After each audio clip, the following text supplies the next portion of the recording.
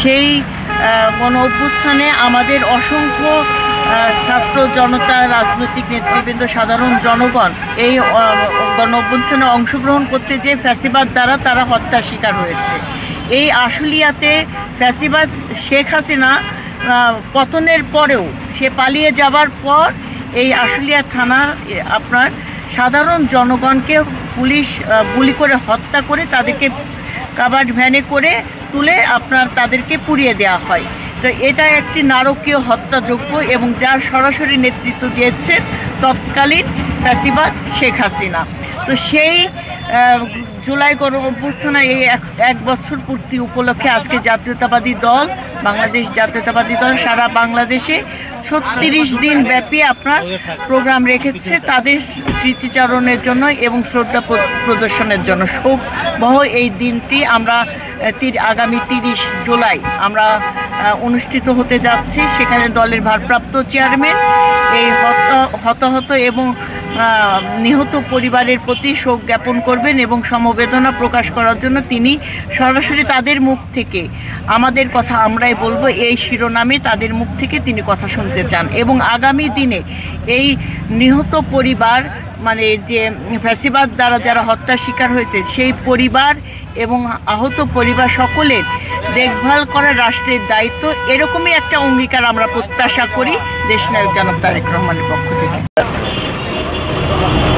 গণ অভ্যুত্থান 24-এর জুলাই এবং আগস্ট আন্দোলনে যারা শহীদ হয়েছেন, যাদেরকে পুড়িয়ে মারা হয়েছে নৃশংসভাবে, তাদের স্মরণে, তাদের সম্মানে, ওই সকল শহীদ পরিবারের সম্মানে আমাদের এই প্রোগ্রামটি গণতান্ত্রিককামী মানুষের জন্য এই প্রোগ্রাম। যারা আত্মত্যাগ করেছে দেশপ্রেমে উদ্বুদ্ধ হয়ে, তাদের সম্মানে এই প্রোগ্রাম।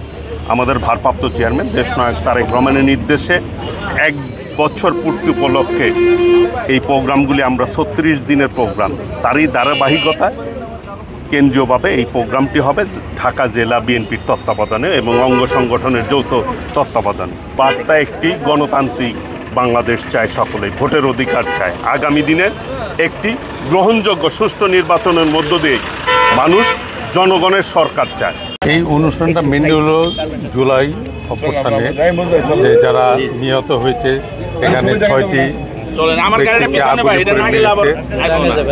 এবং টোটালি 71 জন লোককে এখানে খুন করা হয়েছে স্বৈরাচারী এরশাদের এই যে হাসিনার নেতৃত্বে, তাদের প্রতিবাদে এবং তাদেরকে যারা নিহত হয়েছে সেই শহীদ পরিবার এবং যারা আহত হয়েছে সেই সমস্ত পরিবারকে প্রতি সম্মান দেখানোর জন্য এবং তাদেরকে সম্মানিত করার জন্য এবং এই এলাকার জনগণ যারা নিপীড়িত হয়েছে, নির্যাতিত হয়েছে, তাদেরকে সম্মান দেখানোর জন্য আমাদের মূল অনুষ্ঠানটি।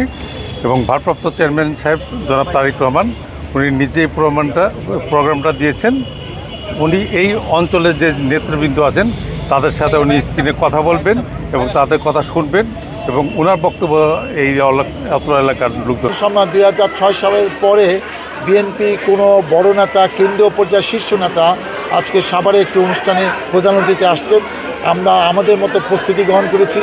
আমি স্মরণকালে একটি সুন্দর সার্থক অনুষ্ঠান হবে বলে আমি প্রত্যাশা করছি। আমরা বলতে চাই 5ই আগস্ট যে ঘটনা আশুলিয়াতে 6 জন আসামির লাশ পুড়াইছে, সেই লাশ পুরানো উপলক্ষে এই অনুষ্ঠান এবং যারা নিহত হয়েছে, আহত হয়েছে তাদের সমন্বয়ে এই অনুষ্ঠানটি অনুষ্ঠিত হবে এবং আশুলিয়া সাভারবাসীর জন্য একটি আনন্দের দিন যে 30 তারিখে ভারপ্রাপ্ত চেয়ারম্যান জনাব তারেক রহমান আমাদের উদ্দেশ্যে বক্তব্য রাখবেন।